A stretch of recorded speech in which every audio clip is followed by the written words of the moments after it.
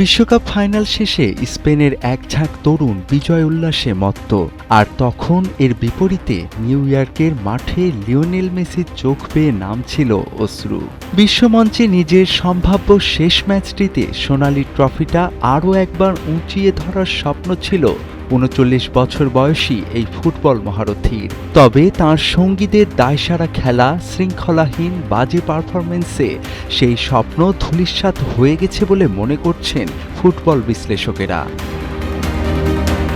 Tournament জুড়ে যে দলটি মেসির কাঁধে ভর করে ফাইনালে উঠেছিল, বিশ্বকাপ ছোঁয়ার কাছাকাছি এসে তারাই যেন সর্বকালের সেরা এই ফুটবলারের সঙ্গে বড় ধরনের প্রতারণা করল। আর এই নিয়ে ক্ষোভ দেখা দিয়েছে মেসি ভক্তদের মনে। সব মশার বিরুদ্ধে সুরক্ষা দিতে এলো বসুন্ধরা এক্সট্রিম অ্যারোসল, মশার বিরুদ্ধে এক্সট্রিম সুরক্ষা। ফাইনালের রাতে আর্জেন্টিনার পারফরম্যান্স কতটা খারাপ ছিল তা মাঠের পরিসংখ্যানেই পরিষ্কার। নির্ধারিত ৯০ মিনিটে স্পেনের গোলপোস্ট লক্ষ্য করে একটি শটও নিতে পারেনি আলবিসেলেস্তেরা। ফুটবল খেলার চেয়ে প্রতিপক্ষকে ফাউল করার দিকেই যেন তাদের বেশি মনোযোগ ছিল। এমনকি প্রথমার্ধে স্পেনের সীমানায় আর্জেন্টিনা পাস দিয়েছে মাত্র ৮টি, অথচ পুরো ম্যাচে ফাউল করেছে ২৪টি। বয়সে তোয়াক্কা না করে মেসি মাঠ জুড়ে বারবার সুযোগ তৈরির আপ্রাণ চেষ্টা চালিয়ে গেছেন, অথচ খেলার পুরো সময় জুড়ে তাঁর সঙ্গীরা তাঁকে এক ফোঁটাও সঙ্গ দিতে পারেনি।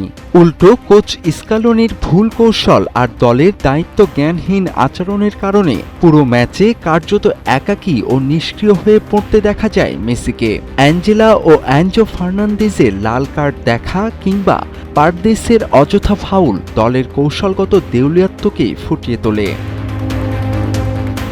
ম্যাচের ১১৭তম মিনিটে গোলপোস্ট লক্ষ্য করে মেসির নেয়া একমাত্র শটটি যখন লক্ষ্যভ্রষ্ট হয়, তখনই ট্রফি হাতছাড়ার বিষয়টি নিশ্চিত হয়ে যায়।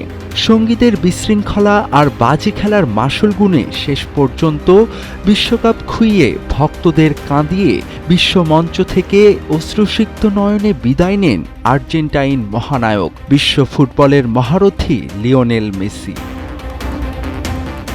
তোফায়েল আহমেদ, কালের কণ্ঠ।